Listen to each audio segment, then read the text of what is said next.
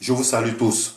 Je suis Camerounais et je vais donner mon avis sur la situation au Cameroun à l'aube des élections. Aujourd'hui, je vais parler de l'opposition. Quel est le regard que j'ai de l'opposition dans mon pays, le Cameroun? Je vais commencer par dire que ce soit les gouvernants, que ce soit les leaders, ils sont tous censés œuvrer pour le bien-être des populations. Mais dans notre pays, que ce soit les gouvernants, que ce soit l'opposition, ils sont tous au même pied d'égalité dans leur comportement. Ils se foutent complètement des populations.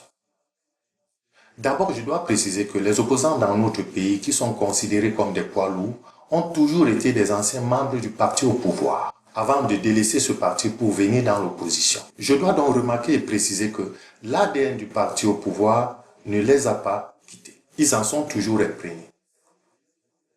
Les opposants dans notre pays pensent toujours à leur intérêt personnel. C'est trahison du peuple sur trahison. Nous nous rappelons encore de ce que les anciens partis ont fait, dans les années 1997 notamment, UDC, UPC, UNDP, et bien avant encore, SDF. Lorsque, à un moment où ce parti du SDF avait le vent en poupe, il a décidé de ne pas participer aux élections législatives.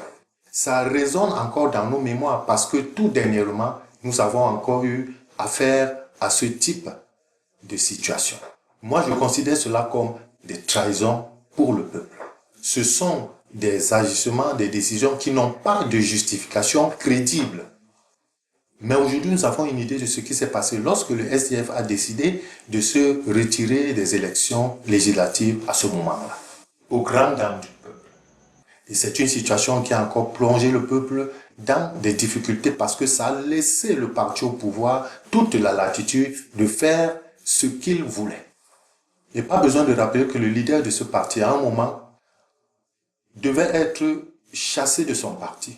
Mais il a été protégé par le parti au pouvoir.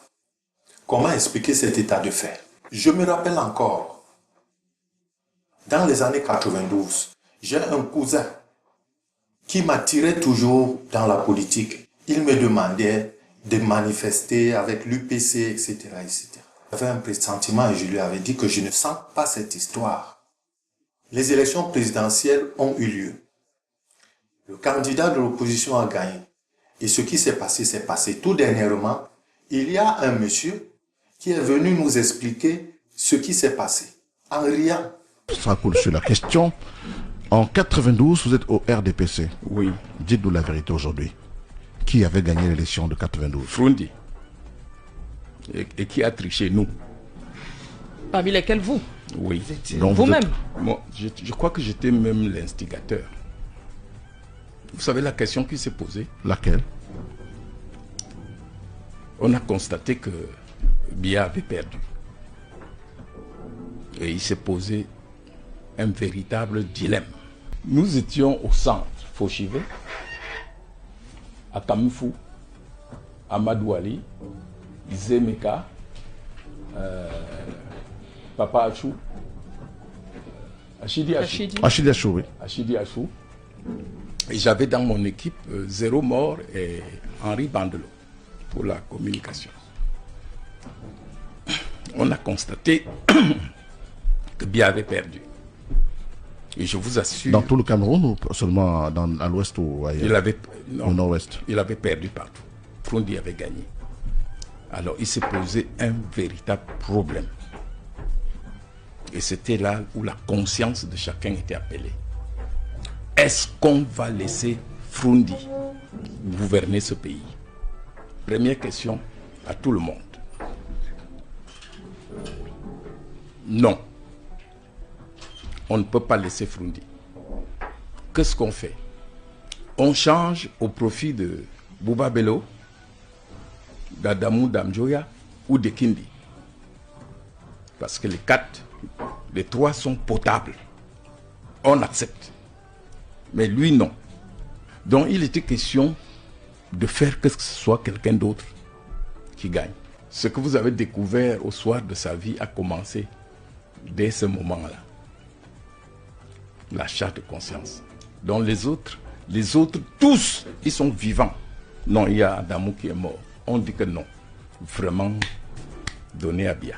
Vous avez trahi en 92. Non, je ne trahis pas. Ce monsieur a été l'instigateur du détournement de la volonté du peuple. Le peuple qui a choisi son candidat, qui a voté son candidat. Il a tout organisé d'après ses propres dires pour que le suffrage universel qui avait été exprimé par le peuple ne revienne pas au profit du candidat que le peuple avait choisi. Et il le fait en riant. Et quand on lui demande si c'est une transition, il dit ah, non, non, en riant. Il n'a pas l'impression de savoir que c'est une situation très grave. Il ne sait pas apparemment qu'il a contribué à plonger le peuple dans ce marasme de misère qu'il vit encore aujourd'hui.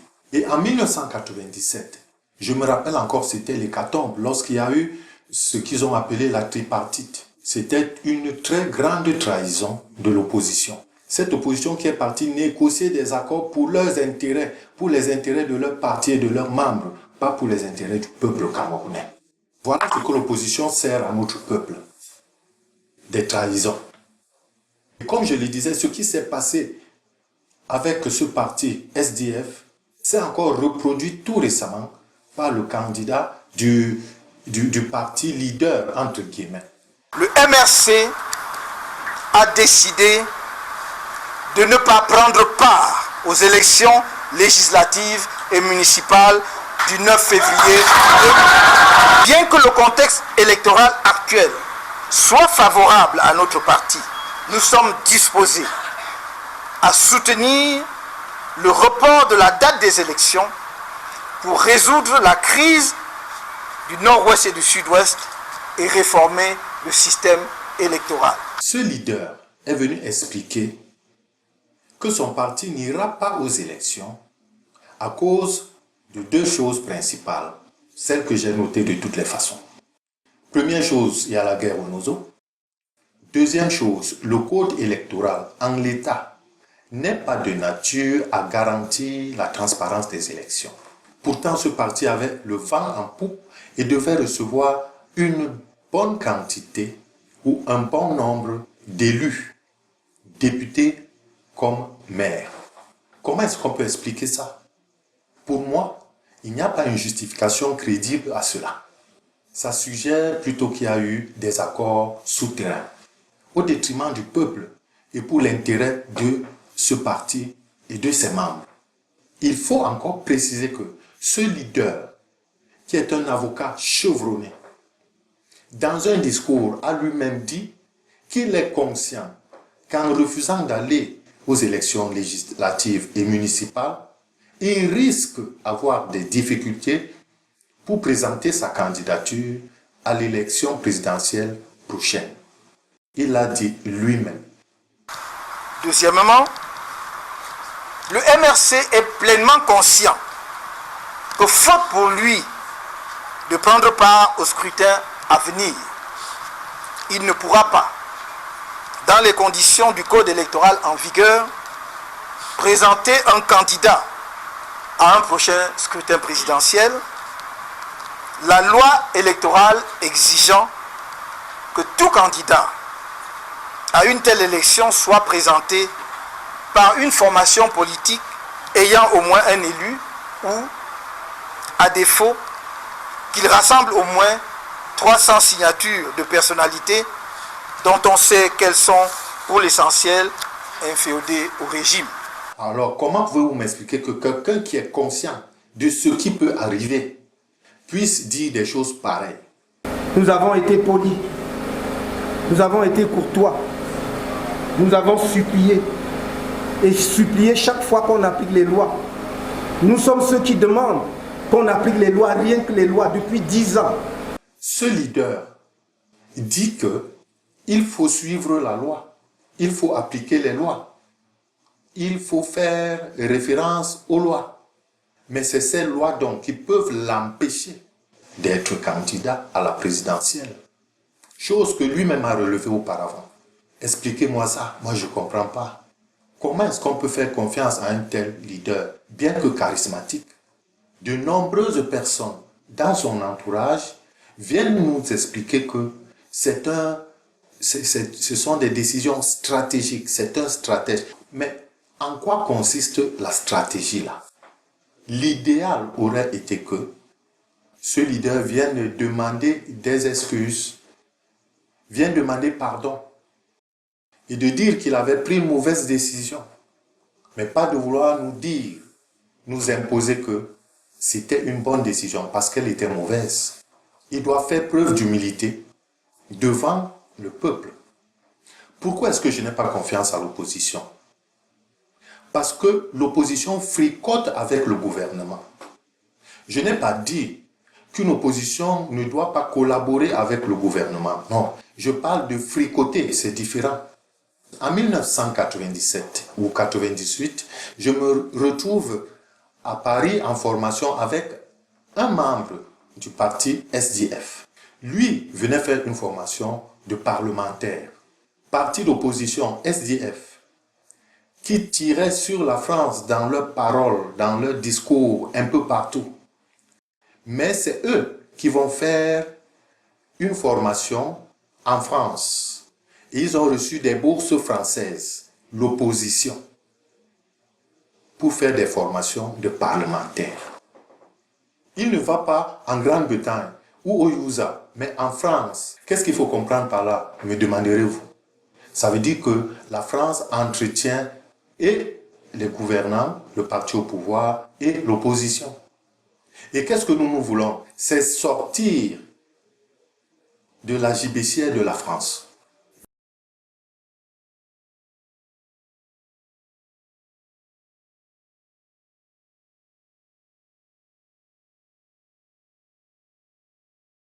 La décision de le libérer vient d'où? De la parole d'un président français. J'ai cherché dans toutes nos lois. Je n'ai pas vu un article qui précise que pour libérer un prisonnier, le président de la République française doit donner son accord ou alors doit prendre la décision. Je n'ai pas vu ça. Mais cela a été fait. Qu'est-ce que le leader fait? À son tour, il sort. Il laisse ses pairs en prison. Et lui s'en va. Mandela, quand on lui a demandé de sortir, il a dit qu'il ne sortira que quand tout le monde sera sorti. Il est resté en prison. C'est quand tous ses pairs sont sortis qu'il a maintenant décidé, lui, de sortir. Mais le leader, poids lourd, est sorti. Il a laissé ses pairs en prison. Il a dit qu'il va partir les défendre après. Moi, je pense que ce qu'il aurait dû faire, c'est de refuser de sortir et d'imposer que tous ses membres, tous ses pairs sortent d'abord. Quitte à ce que, peut-être, on décide de le mettre dehors de force. Mais au moins, on aurait retenu qu'il ait refusé de sortir d'abord. Mais il est sorti. Il a laissé les autres en prison. Grand avocat, il a dit qu'il va partir les défendre. On a fait tout un randam après. Pendant qu'il y avait ces procès-là, ça a donné quoi? Ils sont en prison. Il n'est pas responsable du fait qu'ils soient en prison, c'est vrai. Mais c'est l'attitude qu'il a qui est reprochable. Il faut penser aux autres. Un leader pense à son groupe. Il pense au bien-être de son groupe. D'abord, c'est ça un bon leader. Les membres de ces partis d'opposition écument les plateaux pour faire des propositions au gouvernement qui n'aboutissent à rien. Toujours en train de proposer ce qu'il faut faire, mais rien n'est fait. Mais eux, ils continuent à proposer. Mais il n'y a rien à proposer à ce gouvernement. Je suis désolé, rien. Il y a des choses à revendiquer et c'est ce qu'il faut faire. Pas des propositions à faire. Il n'y a aucune proposition à faire à ce gouvernement. Parce que ce gouvernement n'écoute personne et ne fait rien du tout. Au lieu de perdre le temps à faire des propositions, il faut prendre ce temps à revendiquer ce qu'il faut. Et qu'est-ce qu'il faut revendiquer? C'est la révision du code électoral. c'est la fin de la guerre au Nozo. Mais tous ses opposants semblent l'oublier. Ils l'évoquent comme ça de passage. Mais il fallait marteler dessus depuis longtemps. Depuis près de 7 ans, on ne voit pas ses opposants. Ils sortent seulement de temps en temps pour condamner ci ou condamner ça quand il y a quelque chose qui se passe. Un scandale ou une catastrophe ou une situation quelconque de lamentable. Ils sortent pour condamner. Nous condamnons ci, nous condamnons ça. Après, ils rentrent dans leur grotte. Et dans diverses discussions que j'ai souvent avec des personnes, j'ai dit que 1 an avant les élections, tous vont commencer à sortir. Et c'est ce qui s'est passé depuis janvier. Qu'est-ce qui se passe? C'est tous les partis d'opposition qui se sont réveillés. Des partis qu'on n'a même pas entendus. On entendait quand même le leader poids lourd de temps en temps pour condamner. Et ils sont là, ils s'écument des plateaux. Quand ils donnent même le nom de leur parti, on se demande d'où ça sort. Quand est-ce que ça a été créé?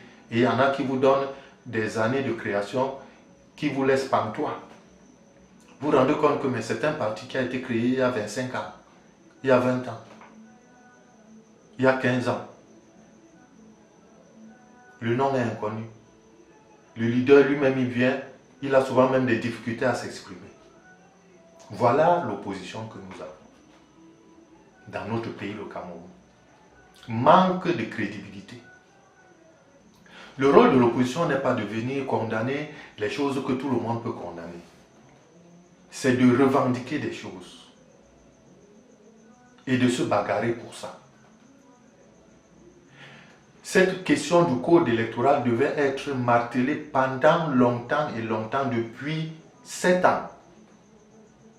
Il ne devait pas y avoir de répit. Mais aujourd'hui, cette opposition dit qu'elle veut aller aux élections avec ce même code électoral qu'elle a fustigé pendant longtemps, avant les élections de 2018 et même après. Et ils n'ont rien fait pour amener le gouvernement en place à modifier ou à réviser ce code électoral. Rien. Ils sont bien conscients, ces opposants, que le code électoral actuel ne présente aucune garantie de transparence. Ils le savent, mais ils disent qu'ils vont aux élections. Qu'est-ce qu'il faut penser si ce n'est qu'ils sont en train de jouer un jeu avec le gouvernement pour valider les élections qui seront gagnées par le gouvernement, par le parti au pouvoir. C'est ce que nous sommes portés à penser. Toutefois, il ne faut pas manquer de préciser que lors de leurs débats sur les télévisions, ils font des critiques acerbes. Parfois, on se demande même pourquoi ils ne sont pas arrêtés, puisqu'on sait qu'on arrête souvent des gens qui parlent de cette manière. Mais ces opposants ne sont pas arrêtés. Mais s'il y a quelqu'un à l'extérieur qui parle comme eux, on va l'arrêter. Mais eux, on ne les arrête pas. Ils font des critiques vraiment très violentes. Ça, il faut le reconnaître. Mais ce n'est pas ça qui est important. Ce qui est important, c'est ce qui peut leur permettre de réussir le combat qu'ils sont en train de mener, c'est-à-dire obtenir le pouvoir. Je ne doute pas du tout des capacités intellectuelles du leader poids lourd, mais je ne comprends pas son fonctionnement. Et c'est ça qui m'inquiète.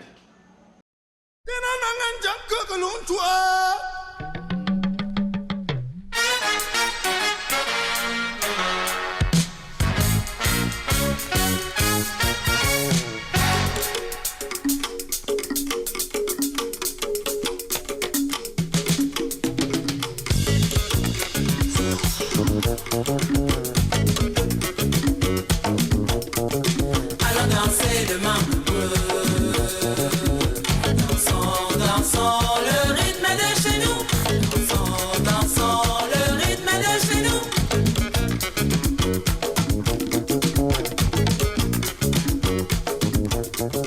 Allons danser le mambo. Dansons, dansons le rythme de chez nous. Dansons, dansons le rythme de chez nous. Il y a un ministre ou deux, mais je commence par un ministre de la République qui a démissionné.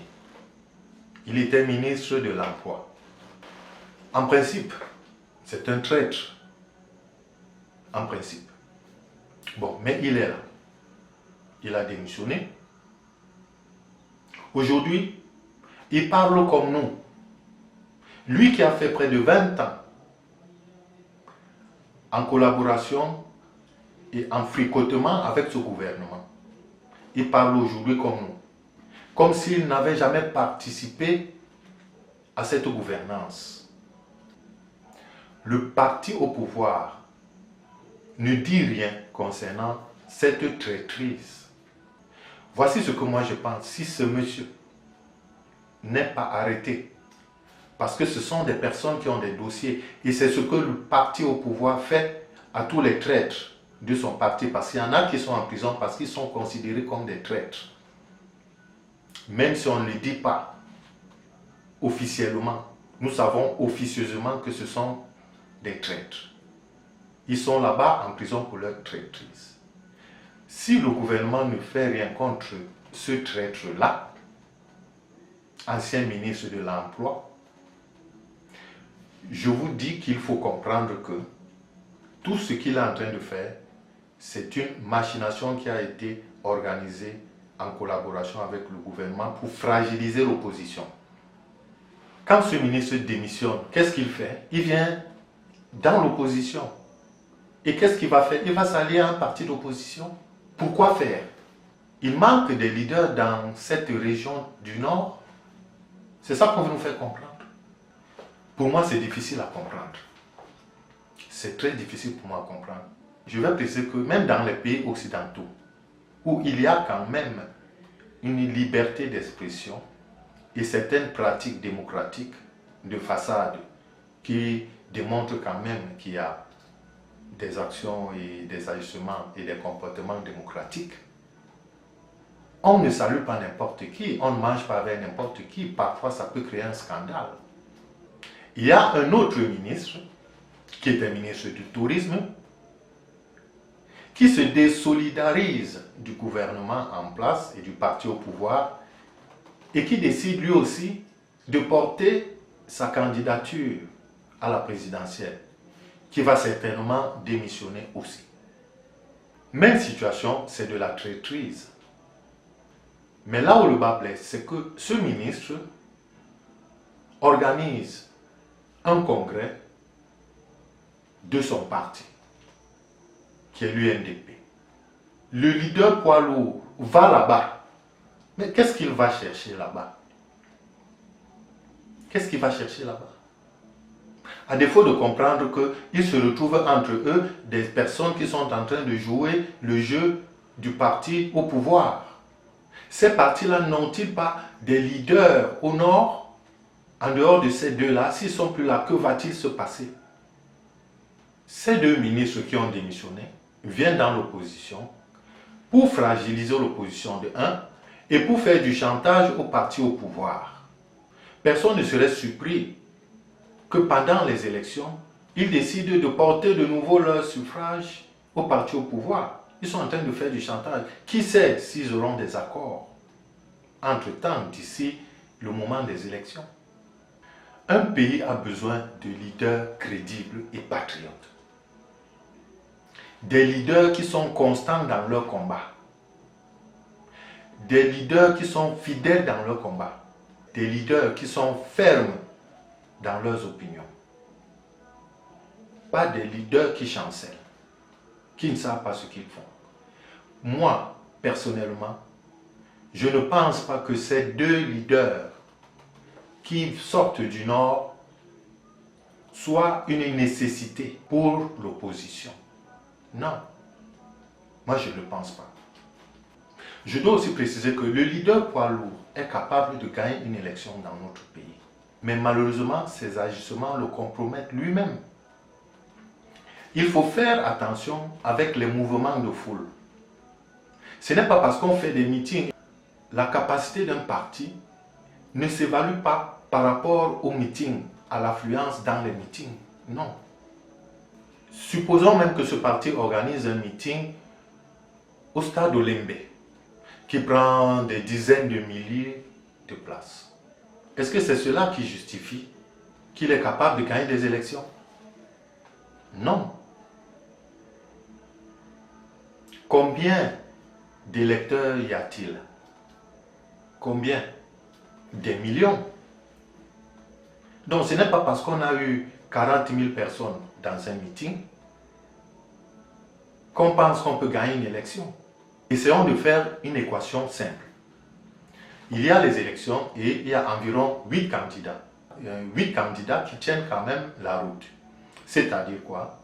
C'est-à-dire le parti au pouvoir, les deux partis du Nord, le parti du leader Poilot, le parti de ceux qui se discutent le parti là-bas, le parti historique, bon, le parti du côté du nord-ouest-sud-ouest. Supposons qu'il y ait tous ces partis. Prenons environ 8 partis. Il y a 8 partis qui vont aux élections. Déjà, il n'est pas très sûr que certains de ces partis vont se rallier derrière les autres, parce qu'ils sont tous égoïstes. Le peuple, l'avenir du peuple ne les intéresse pas. Ce qui les intéresse, c'est leur avenir respectif et l'avenir de leurs propres membres. Vous pensez que s'il y a des élections qui se soldent par la majorité relative, parce qu'on n'a pas besoin de majorité absolue pour gagner les élections, il suffit d'avoir plus de voix que les autres. Alors cela suppose quoi? Que le parti au pouvoir peut gagner même avec un score très bas. Il suffit de répartir des pourcentages à tous les autres partis et de donner un pourcentage élevé, même si le nombre est petit, au parti au pouvoir, et il a gagné. Pourtant, l'assurance que le leader Poilot peut avoir pour pouvoir gagner les élections, c'est s'il y a une élection à 2 tours. Mais s'il n'y a pas d'élection à 2 tours, je peux vous garantir qu'il vous est impossible à vous, l'opposition, de gagner des élections. Le parti au pouvoir le sait. C'est pourquoi il est tranquille. Ce que moi, personnellement, je reproche à toute l'opposition, pas seulement au parti du leader Poilot, c'est que ils se sont écartés du combat qu'ils devaient mener. Le combat qu'ils devaient mener depuis 7 ans, ça devait être le combat de la révision du code électoral. Ce combat n'a pas été mené.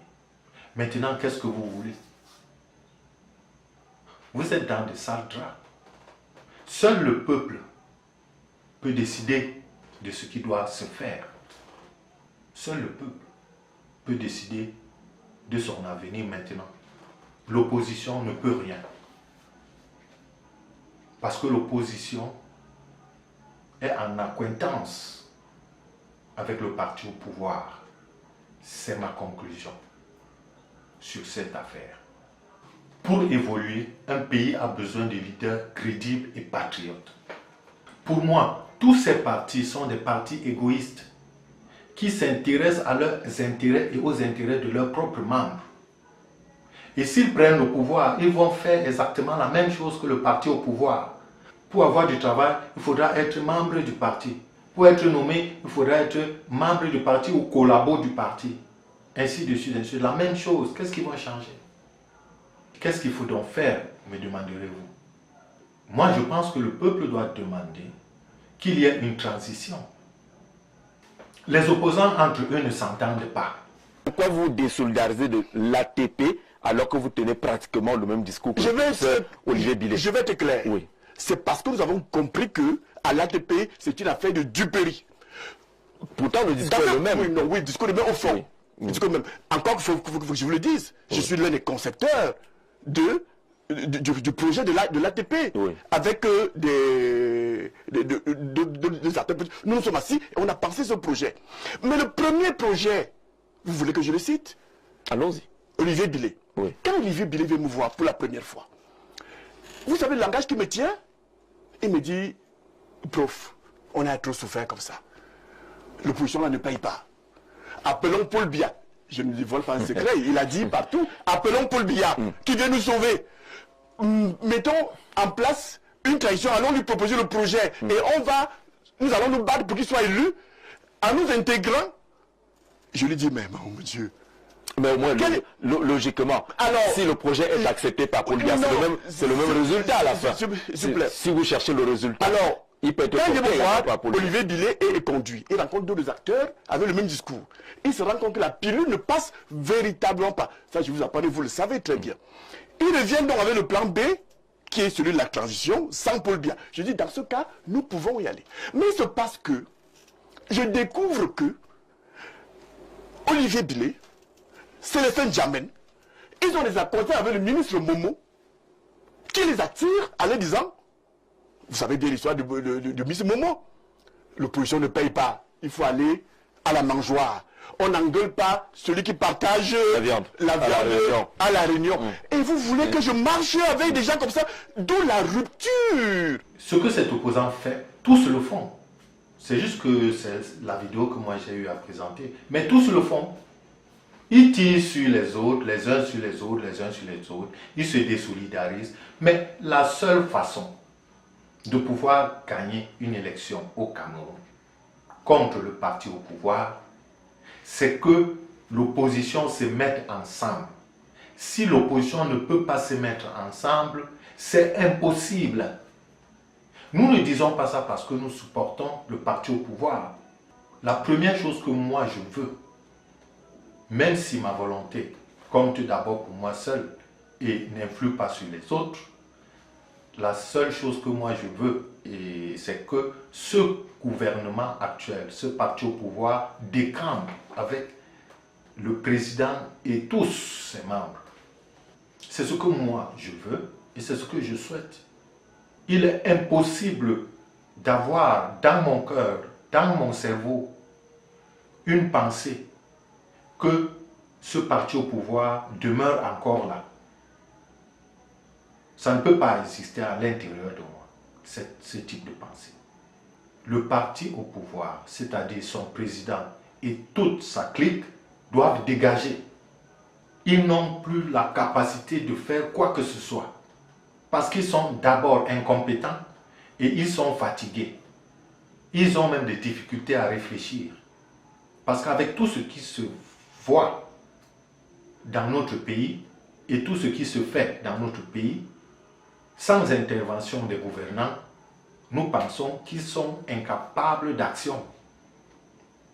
Il n'a donc pas lieu que ces gouvernants de ce parti au pouvoir soient encore là. Mais le problème maintenant, c'est comment les faire partir par une opposition qui se comporte de la sorte. S'il n'y a pas un candidat de l'opposition, il y a près de 300 ou 400 partis, je le sais, mais je parle des partis leaders. Les autres partis n'existent pas pour moi. Leurs candidats ne sont même pas capables de se faire voter par les membres de leur famille. Si cette opposition ne se ressaisit pas pour décider de se mettre ensemble, cette élection ne peut être gagnée que par le parti au pouvoir, avec le système électoral que nous avons. Voilà ce qui est. Les opposants viennent sur le plateau pour trahir les autres, dire ce que tel a dit. On ne fait même pas des choses comme ça. On ne fait pas des choses comme ça. Tout ce que tu peux dire qui peut fragiliser l'opposition, tu ne le dis pas. Et ces candidats, en fait, ces leaders d'opposition qui parlent, ils ne peuvent pas gagner une élection par eux seuls. Ils ne peuvent pas. Mais ils viennent détruire les autres opposants. Même si ces opposants qui sont respectables n'ont pas d'envergure politique, n'ont pas d'assises politiques. Je souhaiterais que l'opposition gagne les élections. Mais l'opposition ne peut pas gagner les élections. Si elle n'arrive pas à s'unir, qu'elle boycotte les élections. C'est encore mieux. Et qu'elle réfléchisse sur une stratégie pour amener le pouvoir, quels que soient les résultats des élections, à reconsidérer ces élections. À défaut que l'opposition s'unisse. Mais je le redis encore, pour moi, aucun opposant dans mon pays, le Cameroun, n'est crédible. Aucun.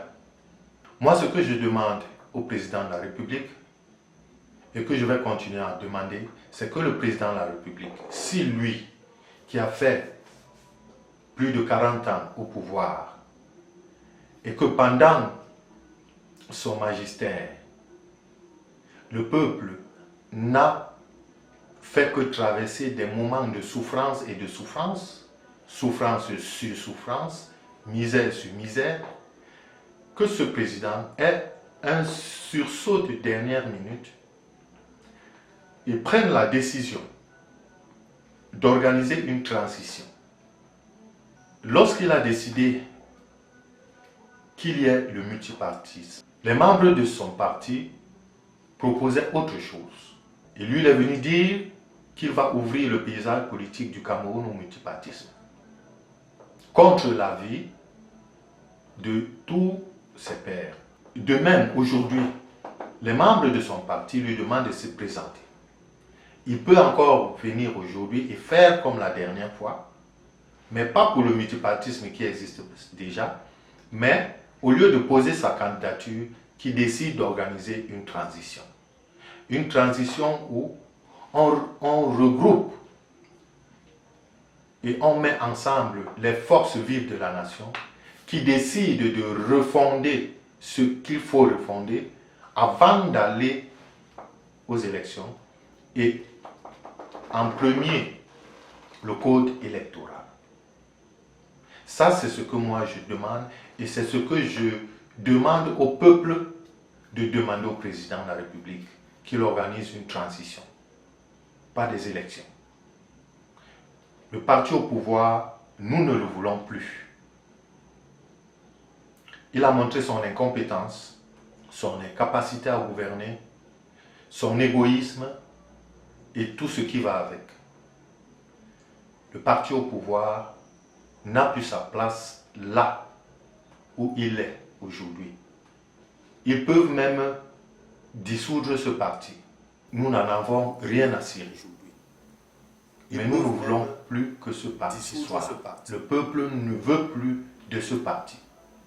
Nous n'en avons rien. Même s'il y a des partisans de ce parti qui veulent, la majorité du peuple ne veut pas de ce parti. Les élections pouvaient permettre que le peuple s'exprime. Mais il n'y a aucune garantie de transparence lors de ces élections. Pouvaient permettre alors que le peuple s'exprime. Que faut-il faire? Je vous l'ai dit. Mais le leader poids lourd avait également dit autre chose. Que faut-il faire? Ça suffit. On va s'inscrire. Allons à 2025. Mais je leur dis, n'essayez pas. N'essayez pas.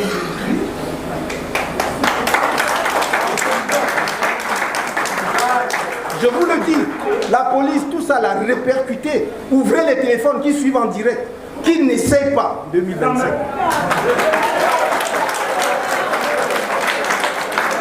Parce que, je vous le dis avec le plus grand calme, en 2025, s'ils essayent, ça prendra ce que ça prendra. Les survivants arrangeront le pays. Moi, je n'ai rien compris à ce qu'il a dit. Mais je ne sais pas si vous avez compris. Si vous avez compris ce qu'il a dit, alors je pense que ce qu'il a dit là, c'est ce qui va se faire. Voilà ce que j'avais à dire sur l'opposition dans mon pays, le Cameroun. Et je vous remercie de m'avoir écouté. À très bientôt pour mon avis sur un nouveau sujet.